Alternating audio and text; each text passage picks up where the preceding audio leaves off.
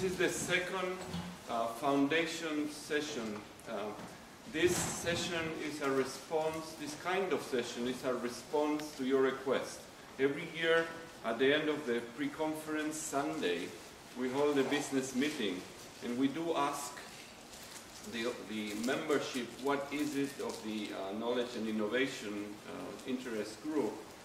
What is it that you would like to have in the program that you don't have currently? And one of the answers we got 2 years ago, someone said, you know, there are great ideas on which our research and interest are built.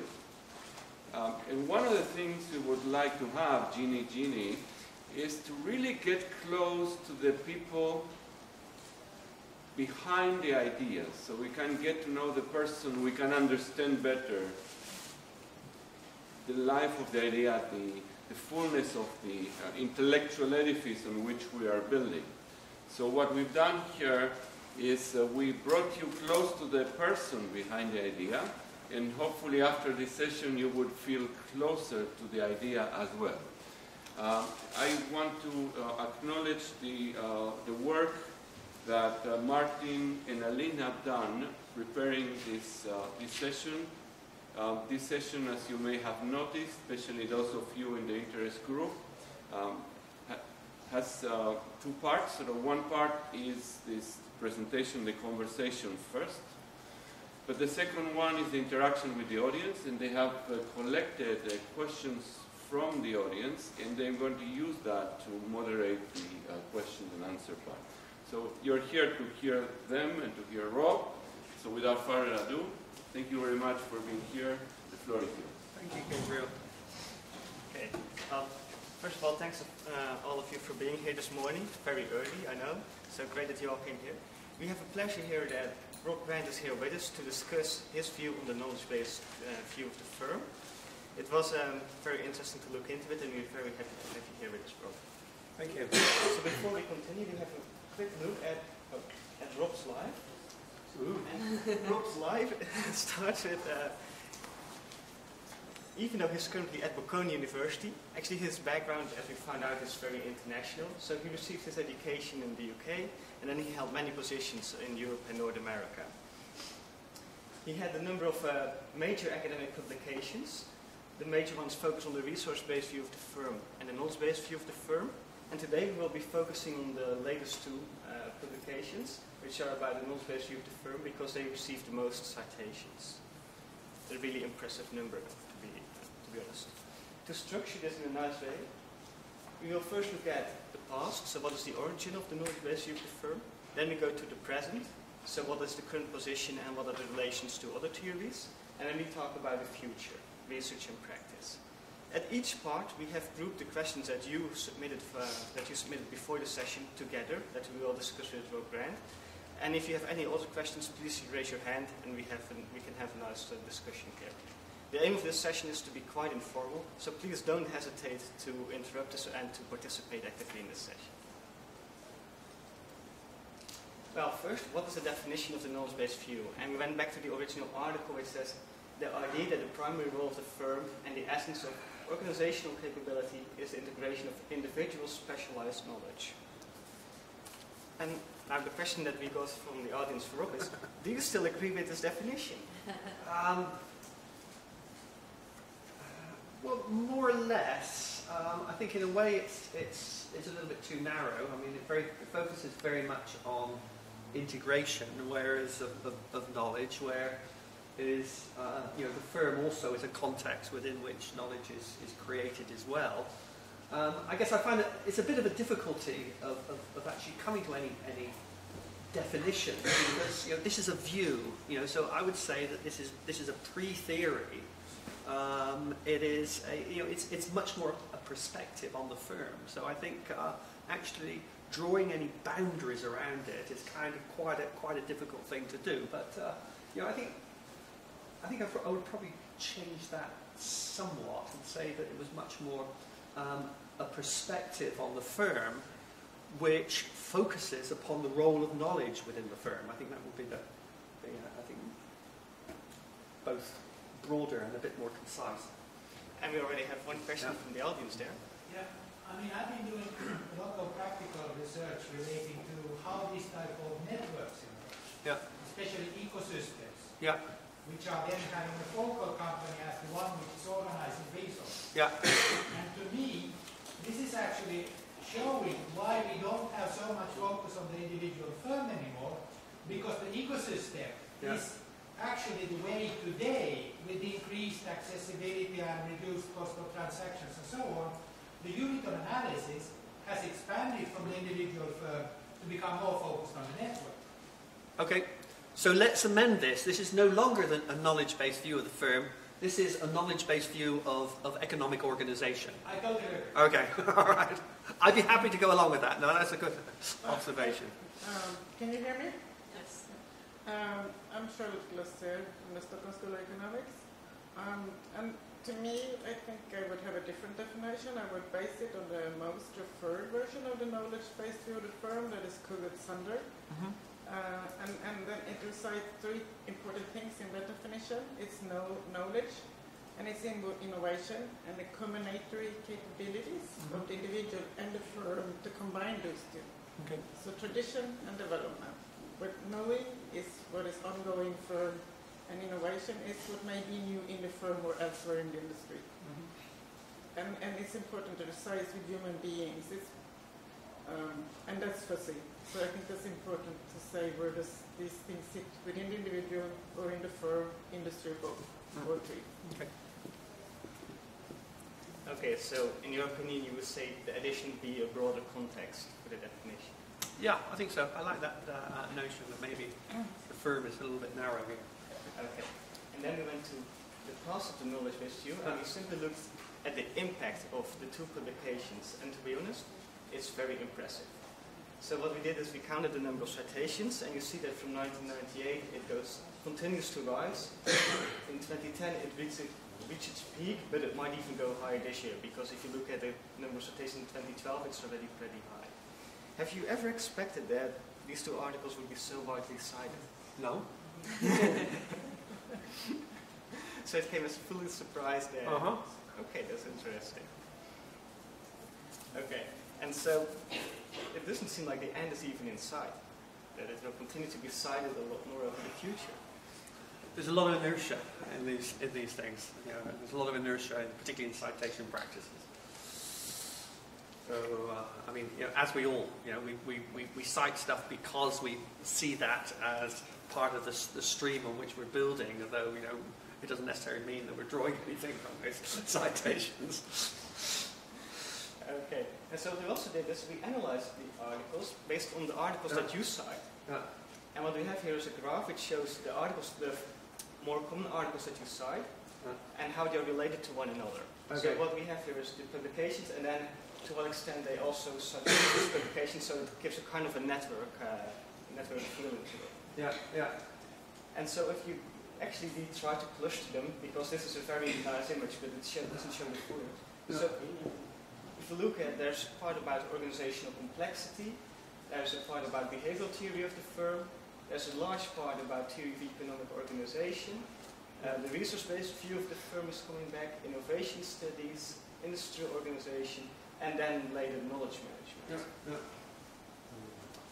You cited all these theories, but that doesn't mean that you build also upon them. Maybe you want to distinguish yourself from these. So which of the theories would you say you have incorporated in the knowledge-based view of the firm? Okay, so my starting point was very much the resource-based view. I mean, in the early 90s, I think we were in the strategy area making the shift from the external environment, the Porter type analysis, all struggling at how we could use game theory and how we could bring it into our teaching and bring it into our research, and shifting over, I think, very much to recognizing that superior performance is primarily due to competitive advantage, and competitive advantage primarily resides within the firm. So I think that was where myself, I think many other people were coming from at this time.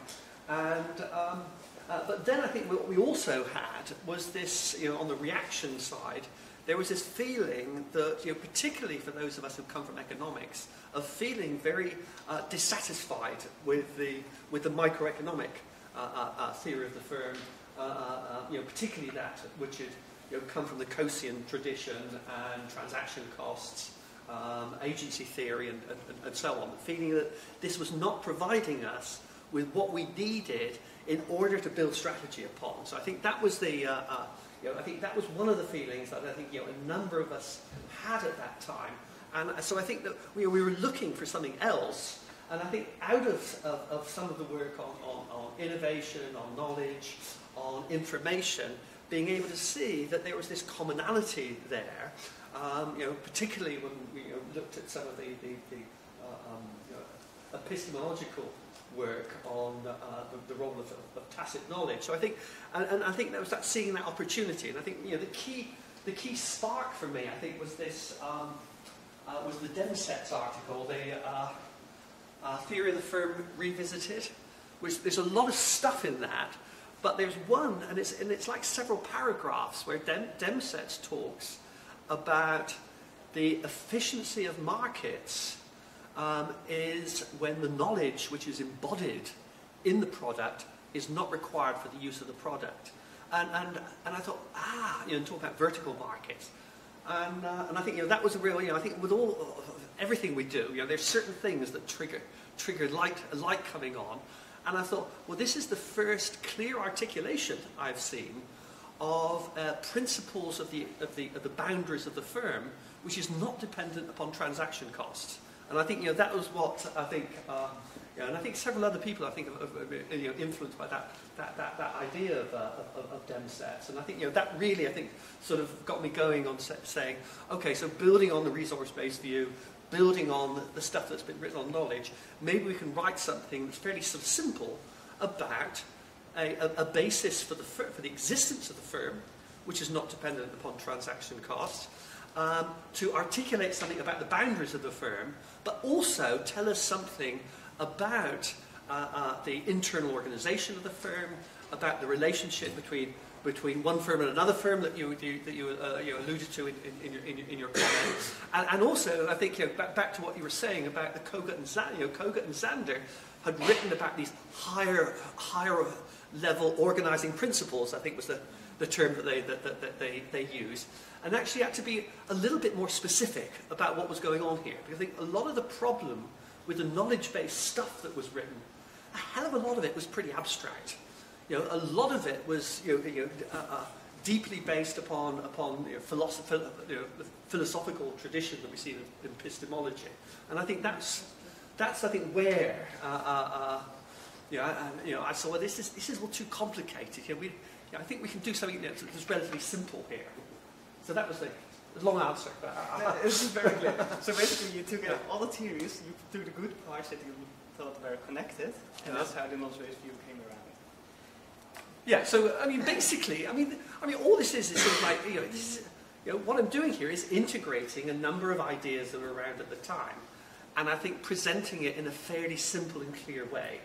And I think, and I think the reason for the citations is I think people could understand what's written there, and I think a lot of the problem of what's written about knowledge is that either it's vague or it's so deeply based upon the epistemological tradition that you have to read it many times. I'm allowed to write 5 minutes late, so I apologize. The point has been already raised. I mean, I think that the question that was collected when examined on university for Harvard is that I am definitely in agreement and among those who were dissatisfied of the explanation of the term only in terms of transaction costs. However, the idea that firm are there for shared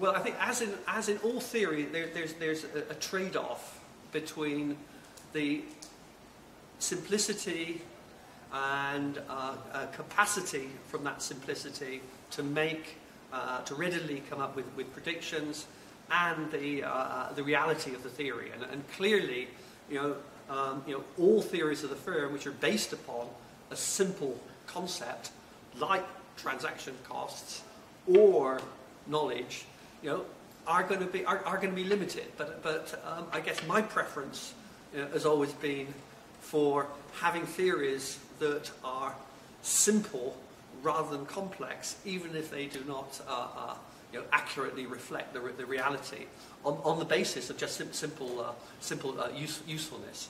So I guess that's my approach. Okay. I think that this is interesting. You do the clustering and spend effort doing that. At the Stockholm School of Economics, we would be very unhappy with this picture. We are a cluster, and it's based on Hedlund, and it's pre-90s, just you know Gunnar. Yeah. Gunnar is in heaven, hopefully, with his Samic people. And Gunnar collaborated with Anaka, and Anaka grew out of Kugut Sander. Kugut was a PhD. He presented in 1991 his doctoral thesis on the emission of knowledge. So we would like to see that in the same group. And he partnered with Kugut in 92, 93, 96 are the most referred papers. And they would be very, very unhappy being here today if they called resource-based view and that they grew out of that. We actually grew out of the knowledge management. And that's where I continued and developed my knowing and innovating theory of the firm. So I think clustering is good if you really see the dynamics. And there's one person I really miss here and his team, and that is what should I say, co-petition from Denmark and Nikolai Foss. He's written a lot both in innovation studies and knowledge management and debated Kugut Sander. So in the future I'd be very happy to see them in here. They're extremely productive. I would certainly be very happy to see Gunnar Hedlund there. And I'm sorry he's not here to be with us today. I'm sorry, that's what the software provided. So let's go to the next picture, and that is the influence of the paper. And so what we did is the 25 most famous articles that cite your work. And what's very interesting is we see a number of big names over there, and the first four, Spender, Szulanski, Grant, and Tsoukas, are all in the same special issue of SMJ on the knowledge and the firm. So the first question that we got from the audience is, you were the co-editor of the SMJ special issue.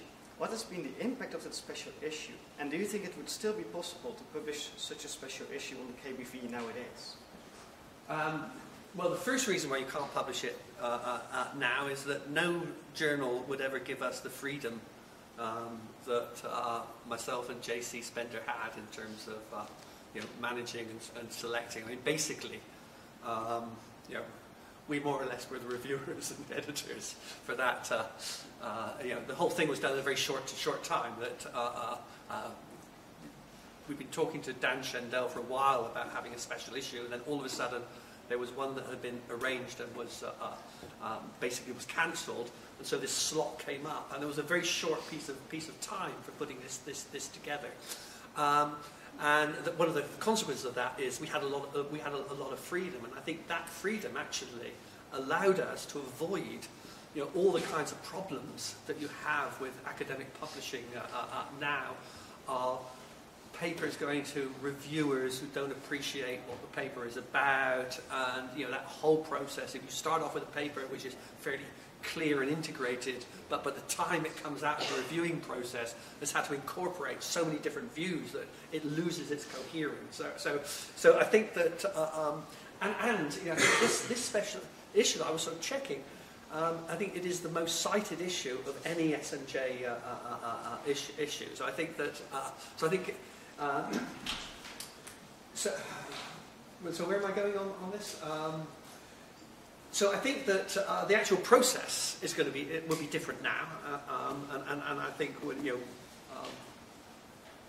for good or bad. I think for us at this issue it was good. But I think the other phenomenon is, I think this whole notion of the knowledge-based view I see it as something which came in a period of time, was very useful, this perspective, in drawing together a whole set of themes which were occurring at that time, and to say, between the study of innovation, of management of technology, new product development, information systems, organizational learning, that all these areas which were very much the separate themes, there was this commonality. They were all dealing with a common phenomenon of knowledge. They're all dealing with aspects of knowledge, and some of those basic characteristics of knowledge were such that you could actually look at these in their entirety. Now, I think that was something that was there in the mid-90s. Now I think the field has maybe developed. Well, it has developed. It's developed tremendously. But I think it's developed so we've got specific streams. So I think this notion of saying this is about knowledge would no longer work. I think now, research, you may deploy concepts of knowledge and knowledge-based view, but it's about particular kinds of phenomena that research is going. So I don't think it would be. I can't conceive of how you would put something together on that single theme so easily as what could be done then. So no more such special issues today, unfortunately. I don't think. Well, there will be, but I think they're going to be much more on particular particular phenomena, on innovation, on maybe knowledge-based approaches to organization design, those kinds of on strategic alliances, on networks of firms which are going to deploying some of these principles and ideas.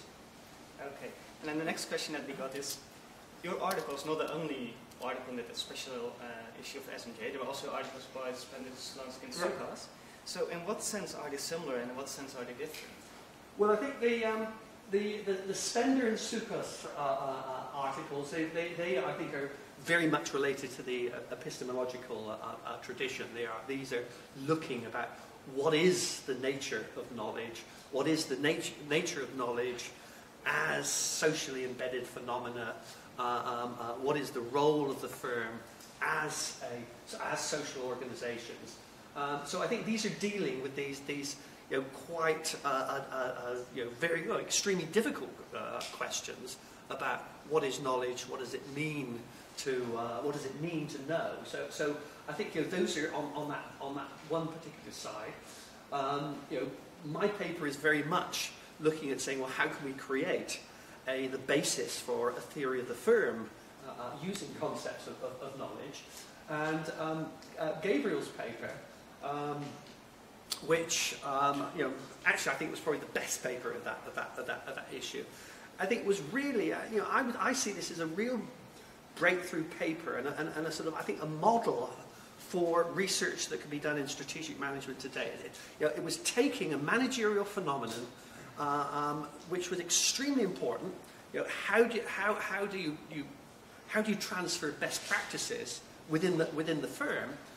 And it was using a case study methodology, but it was using a case study methodology using multiple cases, multiple instances, multiple cases within those each company case, so that you had a basis for quantitative analysis, and came up with results that were important from a theoretical point of view of the issues which surround the transfer of knowledge, but had really important practical implications. So I think if we could have more papers which had those characteristics, our field would be greatly enriched, and Strategic Management Journal would be a hell of a lot more interesting journal to read every month.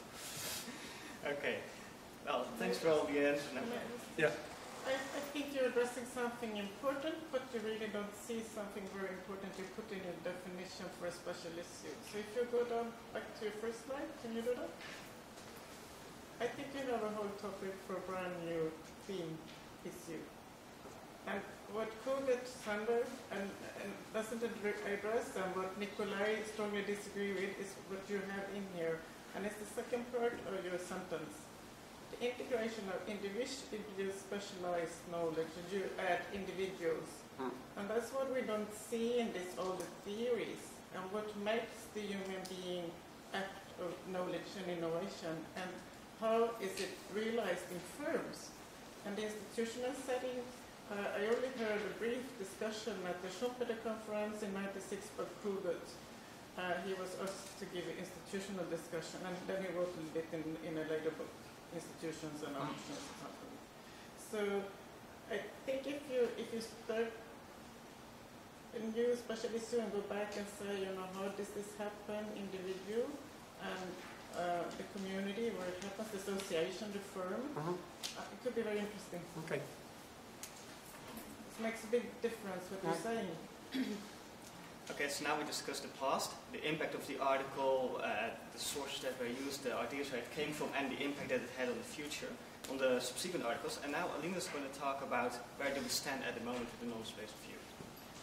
So a lot of your questions have actually had a lot to do with what the knowledge-based view can bring to us in the present and how it relates. So we took a lot of your questions that we're asking about how the knowledge-based view relates to a lot of research streams that we're working on today, such as TC information processing, RBV and dynamic capabilities, but also things like networks, people, processes, routines, teams. And so what we did is basically we took all these questions when we had a really, really interesting discussion with Rob about how we saw all of these. And we sort of put together an X-ray of his mind for you. Wow. As most X-rays, it's maybe a bit difficult to read. So maybe we'll spend some time sort of trying to decipher it together. But as you can see, one of the questions that was also raised at the beginning of this session was about the relationship with TC. And you've talked a little bit about this when we discussed the past, and how your view of the knowledge-based view of the firm sort of developed as a reaction to TC and maybe some ideas of information processing. And I was wondering if you could sort of tell us a little bit more about that. As you can see in this mind map that we've put together, we have this opposition sort of represented by a red arrow. So there's this sort of distance from it. Can you comment a little bit more on that? Sorry, what's the red arrow? Where's that? Oh, I see it. Yeah. Maybe it should have been a big red arrow. All right. So I think the notion of basing a view of the firm on knowledge rather than transaction costs, I would say that what this does, it recognises, you know, the point that was made by, you know, I think very clearly by the Kogut and Sander in their 1992 article, that the problem with the transaction cost view is this assumption, you know, it's so founded in microeconomics, and it's assuming that economic activity is about transactions. Whereas, you know, what Kogut and Sander recognise is that markets and firms are doing different things. You know, that markets are about transactions, firms are about production. That the purpose of the firm is to transform inputs into outputs. And the essence of this transformation process is using knowledge in this.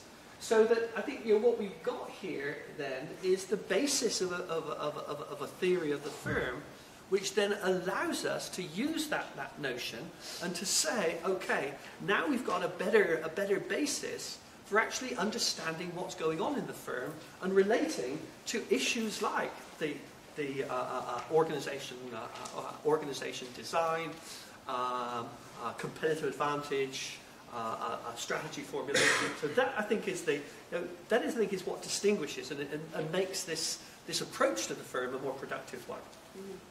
Yeah. Than the transaction cost economics, which in a way I don't think takes us very far in terms of helping us understand what firms are doing to be able to theorize about issues such as strategy, structure, and so on. Mm-hmm.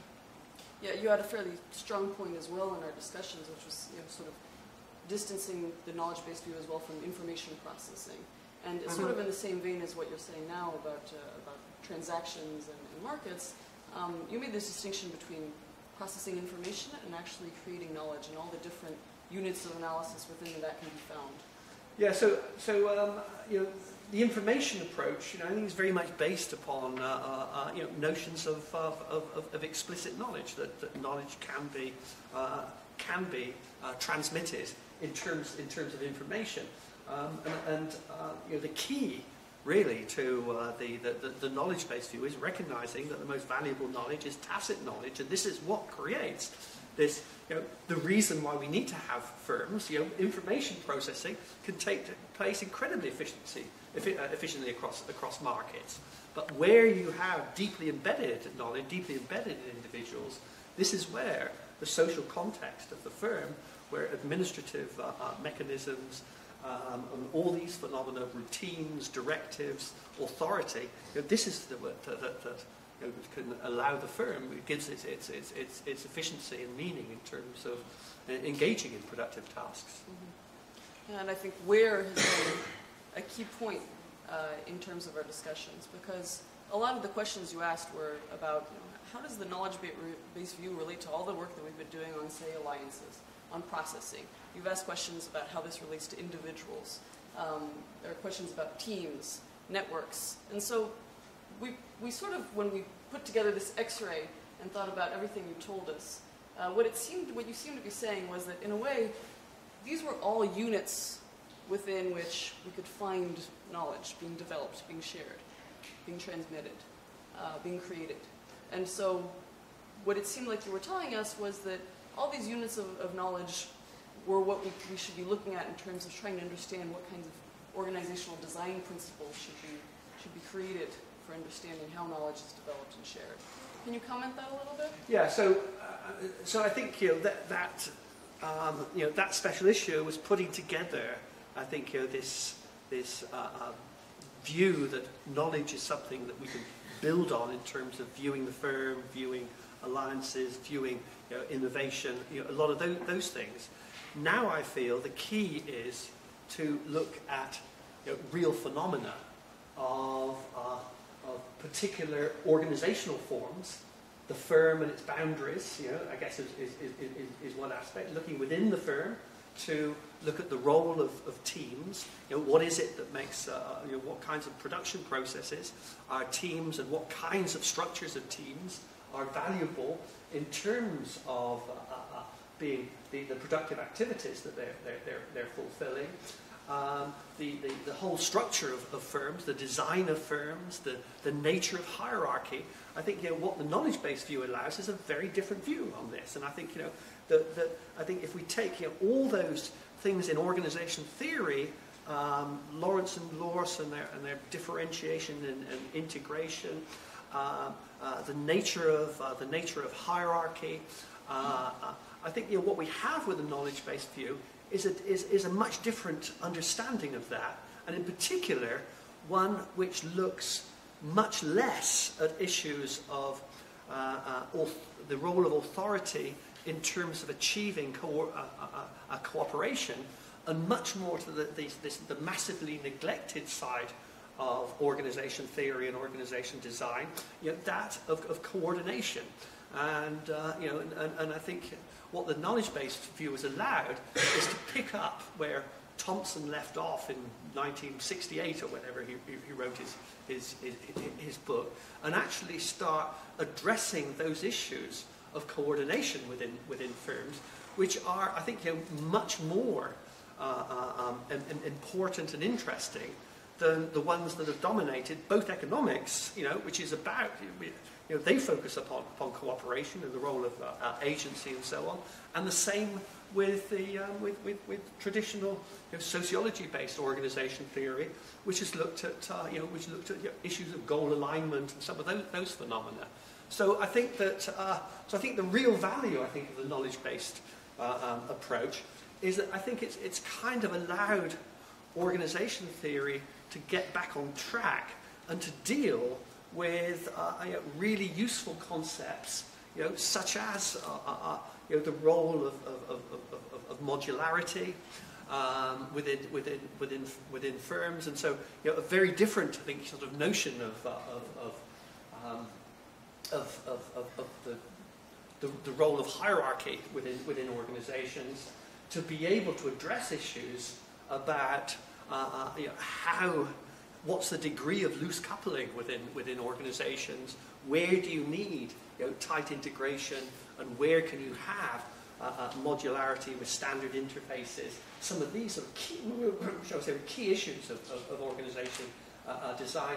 And I think sort of, and actually to penetrate issues of competitive advantage as well, particularly I would say with the role of organisational capabilities. So I think the key with this has been to bring the knowledge base view down and say let's start looking at phenomena that we can really identify, measure, and explore, whether it's organisation capabilities, whether it's organisation structure, whether it's joint ventures, alliances, networks, and so on.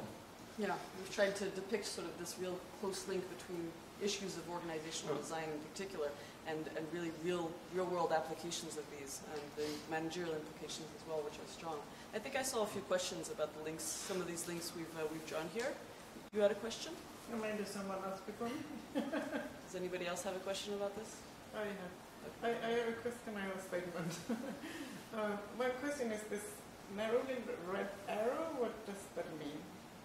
So this was precisely showing sort of the distance that Rob sort of showed between the emergence of the knowledge-based view and the whole stream of literature that was dealing with transaction cost economics, information processing. A lot of stuff going in organization and design to get low, and where is the TC? Where did you? I mean, I think this is. I don't understand it as very well. Right. I understand what you said, but when you did draw this picture, it would be interesting to know why you made it that. What did you think? So the idea is that this is what Rob was thinking.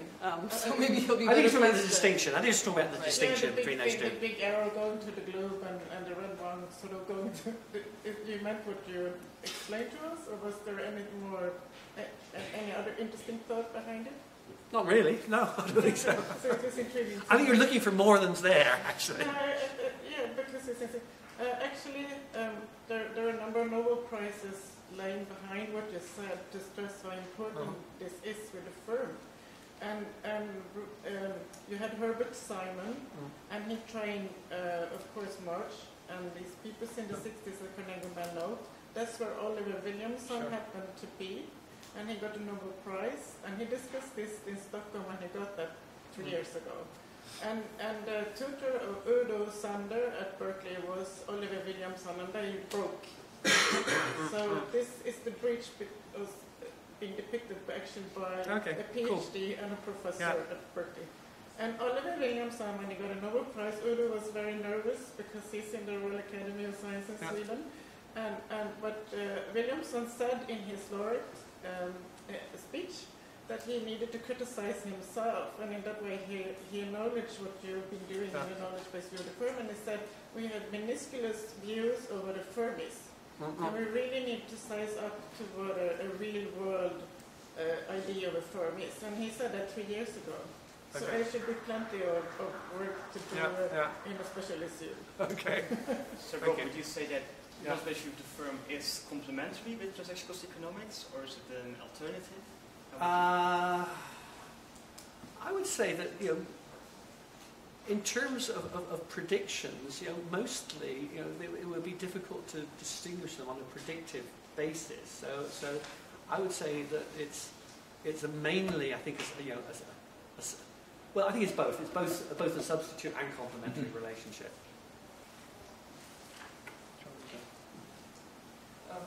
Well, I think you rightly depicted very early on the classic view of economists' view of markets as being things that trade products. And you said products contain knowledge. And to what extent do you think that actually that is either a fair description? Because firms trade much more than products. Yeah. And markets, I mean, the view of markets only being about products then leaves the gap for the knowledge-based view. Yeah. But if all trade between firms is markets, which is one view then firms trade much more than products. They change knowledge and all kinds of things, and some alliances come into this. So to what extent do you think the knowledge-based view is really different from or just complementary to other kinds of thoughts in economics and other fields about this field? Can you sort of elaborate a bit on that? Because, going back to transaction cost economics view, if it's just about products, you're right. knowledge-based view really add something different. But if, in fact, the economists have thought for a long time about trading other things other than products. Yeah, well, and I mean, to a great extent, what we're seeing is that what is traded is, you know, is not knowledge itself. You know, it's knowledge which is embodied in intellectual property. It's knowledge that's embodied in people. So people are being traded. It's knowledge embodied in machines and so on. And you know, and economics can give us a lot of insight into that. You know, I think particularly in terms of the issues of uncertainty and information problems, and to appreciate, you know, why these markets are going to be imperfect. But I still think that this does not then really help us that much in terms of and I think it's on that basis it can say, well, why it can give us a sort of a knowledge-based view for the existence of the firm, which is based upon transaction costs, issues of informational problems and so on. But again, I think that in terms of being able to address the kinds of things that we're interested in strategy, you know, I think that you know, it's not going to take us that far. And I think that what a knowledge-based view allows us to do is to really get some insight into some of these issues. And still, I think, you know, there are, I think, you know, areas which we still have not gone, you know, far enough in. So I think, you know, if we take another, I think, approach which has allowed us tremendous insight into the internal organisation, into the strategies of the firms, you know, another would be complexity theory, and in particular the applications of NK modelling.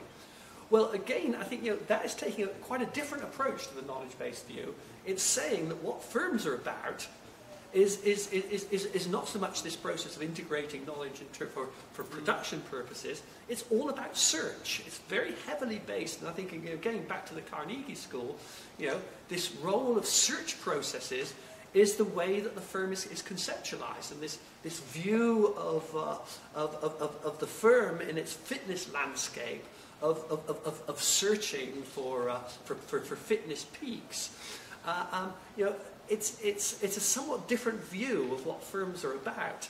And again, I think that if we could get a little bit more integration of the knowledge-based views of the firm engaged in transformational processes, I think with some of these notions of complexity, I think there's a way forward there. You know, I think one of the most influential articles I've read that I found sort of useful was the one in Academy Management Perspectives by Porter and Siegel-Cow, which develops their activity, you know, notions of complementarity within a complexity view, and starts really looking at linkages between activities. Now that I saw as actually, you know, moving a little bit forward, I think, in terms of, you know, integrating some of the, you know, complexity-based, complementary-based notions coming out of economics and, you know, knowledge-based approaches to the firm. So I think that, you know, this notion of creating a more integrated approach to the firm, which within the strategic management area, I think there's still a lot of potential left there for doing it. You don't mention the word learning here. How do you see the role of organizational learning in this one?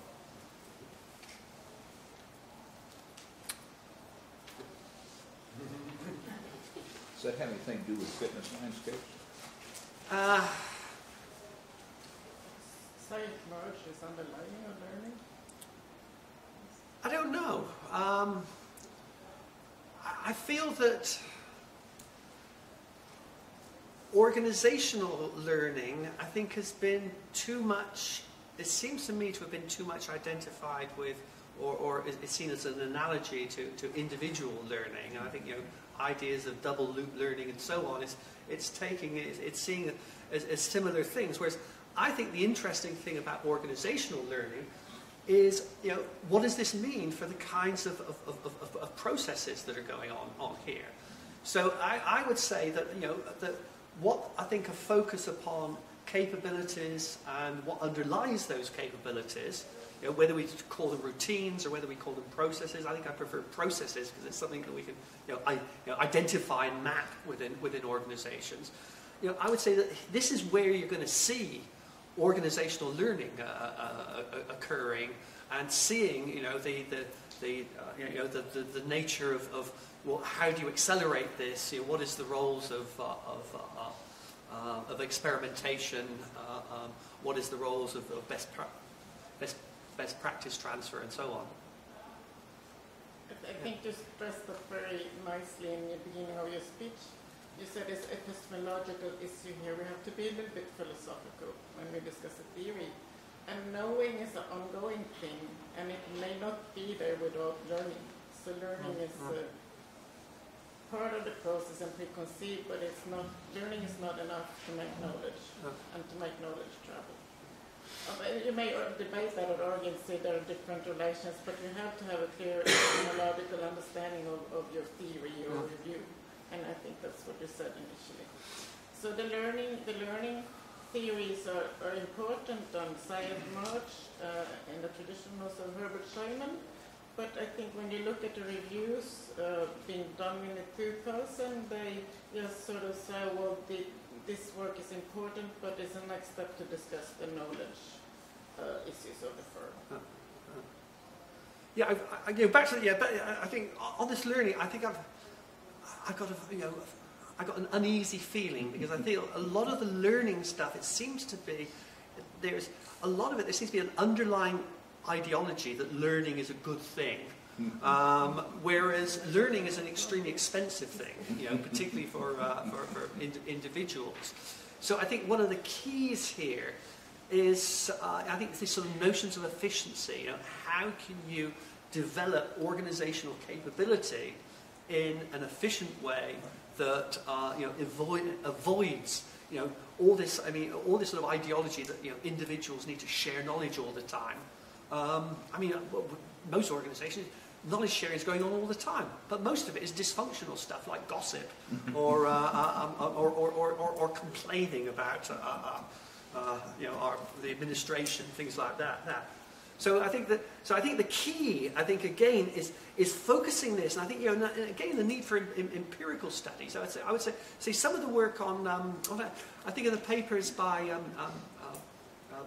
Gary Pisano and co-authors on stuff on minimally invasive cardiac surgery. There I think you've got some real insight in terms of how do you structure a team in order to accelerate organizational learning. And I think that's the kind of stuff that I think is found very valuable. Is the stuff that really comes out of those deep empirical studies. Yeah. Just because you were just connecting the complexity of your search with the production function. Yeah. So that basically would, in my understanding, sort of result in some sort of awareness, which becomes then more of sort of the operationalized view on what is the learning in the organizational context. Because you have a lot of search activities and you have the existing production activities. The question is, how do you transform your existing production activities to match what is needed in the future? And for that, you have to have some sort of a process. And do we call that the learning, or what do we call it?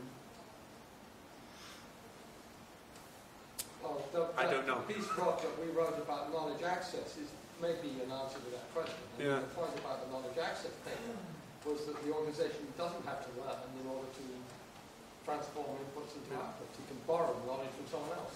Yeah. Arguably, they don't learn anything. They just borrow the knowledge and do it. So that may be part of the solution. Is that right? Well, yeah, except now it seems we're moving, and all these things are so influenced by fashion and imitation. So the dominant notions of organization, both within firms and between firms, it's been very much, I think, influenced by notions of modularity, loose coupled systems, standardized interfaces, and so on.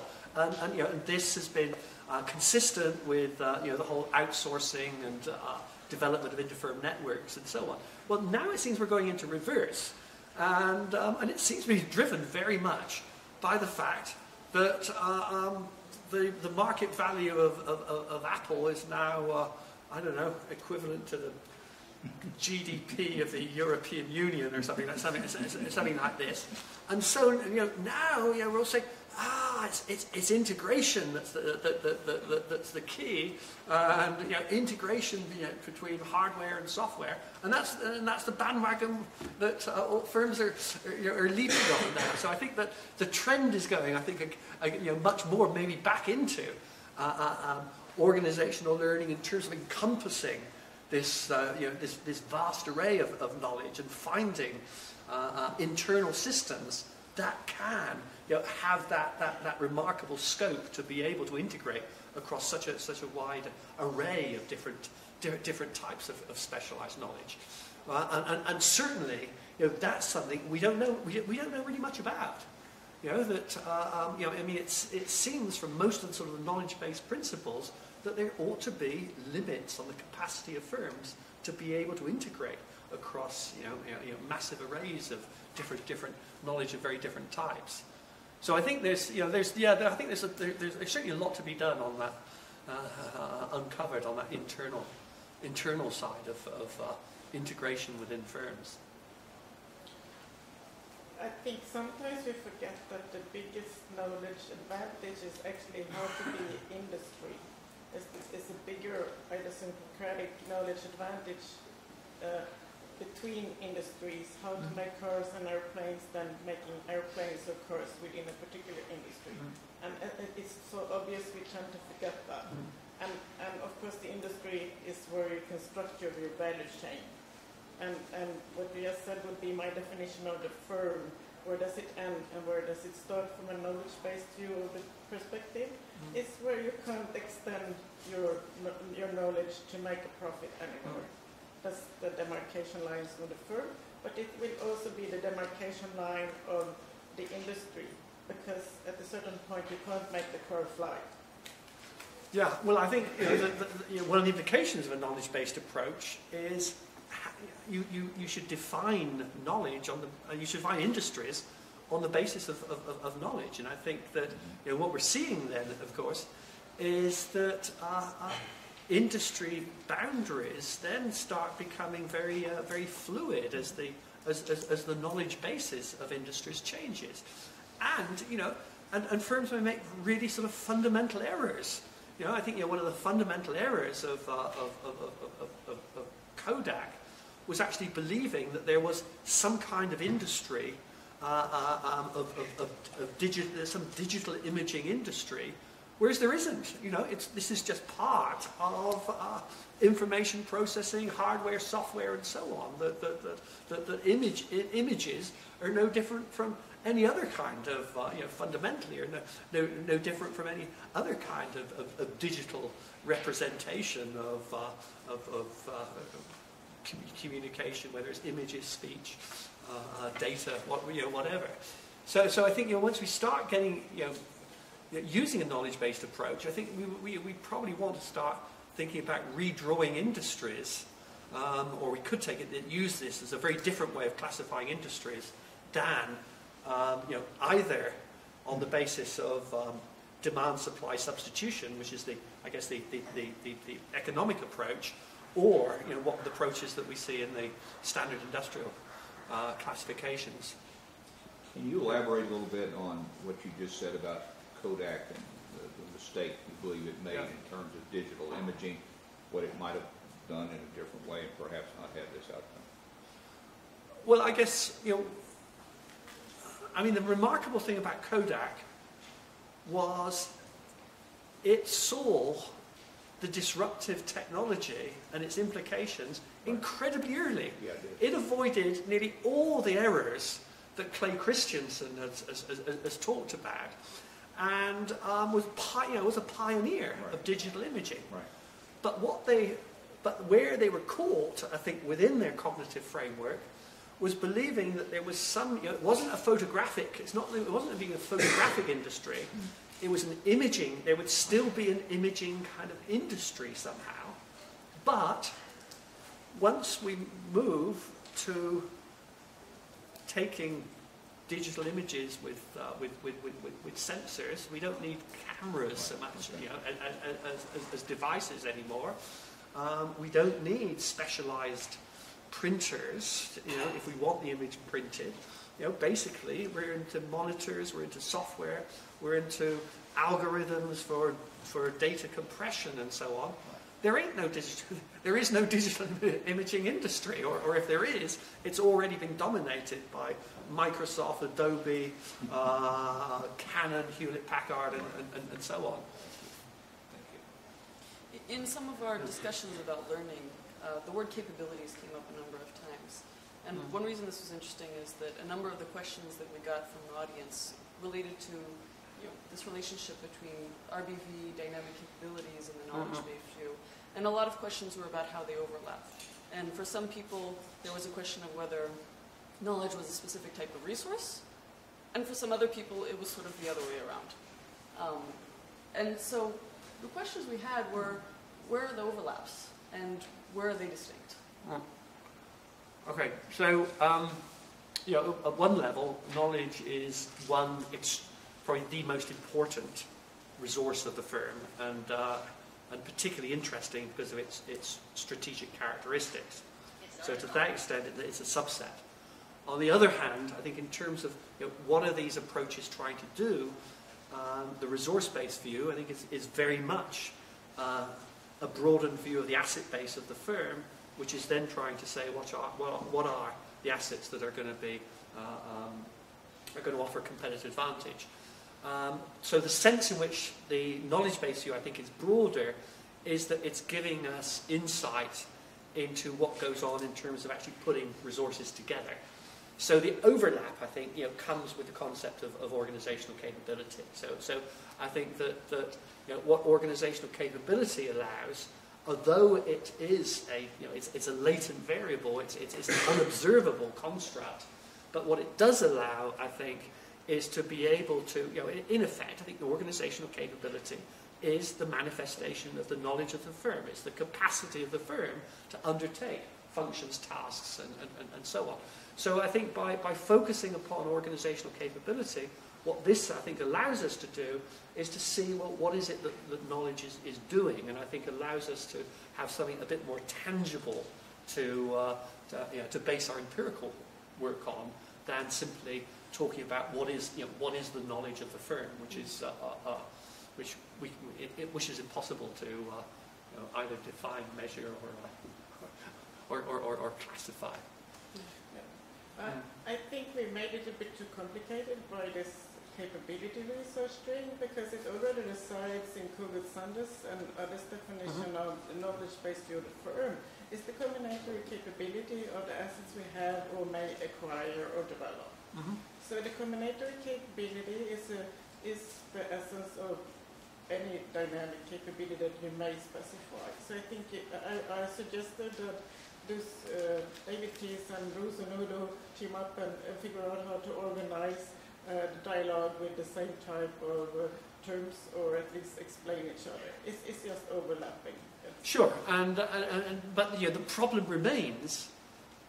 What the hell is a dynamic? Where do you identify? Where do you see a dynamic capability? And I think again, this is the problem of the whole area. I think we've got so, I think, infatuated with concepts and theories that ultimately, if we can't actually bring these down to empirically identifiable phenomena, I think we're going to be going on about, arguing about what is a dynamic capability, and is a dynamic capability different from a combinative capability, and I don't think it's actually going to get us anywhere. I think that the valuable stuff is to say, well, let's try to say, well, what are let's get some sort of categorization. It's dynamic capabilities. Must be something about new product development capabilities, about research capabilities, about new business development capabilities, and actually let's start getting into understanding the basis of these. But I think that's what I'm criticizing, because we're so much down into the developing and understanding what this is that we miss the big picture. It needs to be firm. I mean, we have a lot of dynamic rigidity too, but we haven't discussed that so much as the dynamic capabilities. So as I say, I think there are too many terms, and it's good if you can clarify when you speak about the same thing and not only speak about empirical evidence without tying it to theory, because there are good theories and you're part of developing that. So.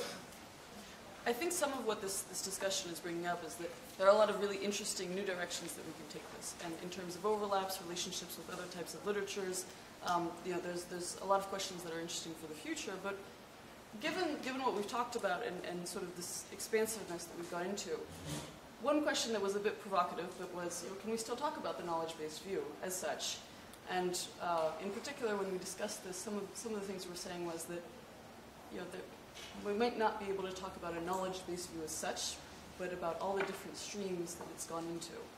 And so I was wondering maybe you could elaborate on these different streams and how they've been enriched by the knowledge-based view, and how they can continue to be in the future. Well, I think the fact that the knowledge-based view has remained a perspective has not provided a coherent, it cannot provide it cannot become a theory of the firm, because a theory is something that can generate empirically refutable predictions. A theory which is based upon knowledge, if we can't define what knowledge is, then we can't, almost by definition, generate empirical, or it becomes extreme. Well, maybe you can. It becomes pretty difficult. So I think it's remained a view, which is why, I think, again, as I'm saying, that these, I think, are some of the points that you've listed up here, I guess, which I guess I jumped ahead in my earlier comments. I think are things that really, I think, offer a lot of potential for future work. I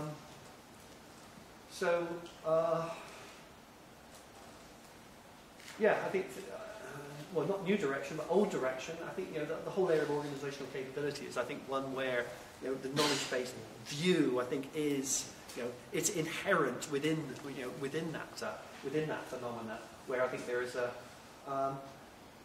there's a lot of so I think on this, let's say knowledge-based view and organization design. I think the whole issue of processes, right back to the nitty-gritty bits of organization design, is a whole area that there isn't a tremendous amount of work being done. You look back at the work of people like Brian Pentland, documenting consumer support processes in a software firm. His work with Feldman. In looking at sort of very basic and familiar things like academic hiring processes. I think these are this is the kind of nitty-gritty stuff. The work that was done by Narduzzo and colleagues on setting up wireless base stations by Telecom Italia. These kinds of studies, I think, are the kinds of nitty-gritty stuff that are really allowing us to look at some of these real building blocks, I would say, of organization design. And I think the next issue then is, if processes are the basis of this, then how are processes to be housed within organizational units? What are some of the linkages between those organizational units? Which, of course, draws upon a lot of the issues of modularity, the design of management systems, the link modules. So yeah, I think that I think it's a lot of interesting stuff to do. I don't think our work's done yet. I don't think we can say it's done. Let's not have any more conferences. That gives us hope for the future, at least. And we also looked at the managerial implications. So what is the relevance of KBV for practice? And one of the things you pointed out is, okay, we academics talk about KBV, and in practice we often talk about knowledge management. What do you see? What are the relations between these two?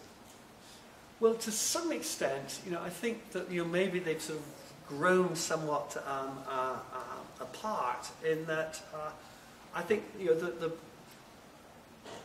I think in both the academic side and the practical side of knowledge management, the key recognition was the role of tacit knowledge. That firms were managing information systems without any, and I think but a lot of the knowledge management stuff, I mean, it's essentially common. It doesn't need any theory. Most of it's sort of common sense stuff. Just sort of very basic things that most firms have headcount limits, so that in order to hire anybody into a job, the previous person has got to leave. Leave with all their bloody knowledge. You cannot, in many organisations, you cannot have an overlap period. And I mean, a lot of these things in knowledge management are just so simple. If knowledge is tacit, if knowledge is primarily tacit, difficult to transfer, how do you actually, are people who need that knowledge, how can they contact the people, how do they identify? All these sort of very simple basic things, like having corporate yellow pages and so on, of designated knowledge experts. All these things, I think, are just, they're elementary aspects of knowledge. I think once you develop a lot of the other areas of linkage of knowledge-based approaches to organisation design, to capabilities, then I think that opens up a whole new area. But typically, it's going beyond what has been traditionally seen as knowledge management, and maybe knowledge management needs to go. The whole notion of a chief knowledge officer is a bit bonkers, because what else is there to manage? Widgets don't need a lot of management. I mean, knowledge management is management. I mean, there isn't anything else. Okay, so in your opinion, knowledge management was a way to practical implementation of the concept of knowledge-based view of the firm. Too specific. Now, we have now the knowledge-based view of the firm way more expanded. What are other implications for management on that side? And one of the things you pointed out was modularity, but also you also pointed out Apple, which is actually the opposite of modularity. How do changes in sort of today's world, how do they affect the way that we see these in terms of knowledge base? Let's ask somebody else, because I think a very important question for managers about knowledge management today is this question about global food. Yeah. Which actually puts you in a perspective where the organization is interconnected with the universities and also has sort of a regional sort of perspective. Yeah. And this becomes very complicated. Yeah. And I think that would be one of the main areas where we have the sort of the knowledge-based view. If there would be some stronger theoretical foundations, could give some guidance. How do you really configure knowledge in a dynamic? I think, again, coming back to your earlier point on organisational learning, I think, again, a knowledge-based approach, I think it has changed a lot of our ideas about, what are the benefits of certain types of strategy. So, if I think of our notions of multinational enterprises, increasingly, I think this notion that the real benefit of multinationality is not so much exploiting scale economies in either production or product development. What it's much more about is the capacity of a firm which is multinational to accelerate its rate of evolution, because it has this opportunity for genetic enhanced capacity for genetic mutation because it is in a wide number of different environments. I think again, I think this is giving a somewhat different perspective and allows us to understand things that don't really make any sense. Is why is it that the world brewery industry is now dominated by 4 firms, whereas the optimal scale for a brewery is quite small, even for the modern ones. It's got to be about this capacity to transfer learnings across borders, and the knowledge-based view does not provide clear sort of answers to this, but I think it raises the questions, it raises the issues. Yeah.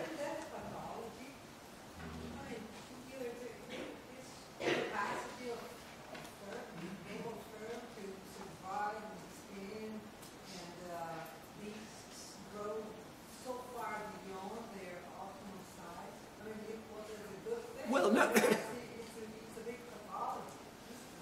Well, it would be a pathology if it was a source of a source of failure, a source of which in some industries it has been. In retail banking, I would say that all this international expansion, we've got to be in China, we've got to be in Eastern Europe and so on.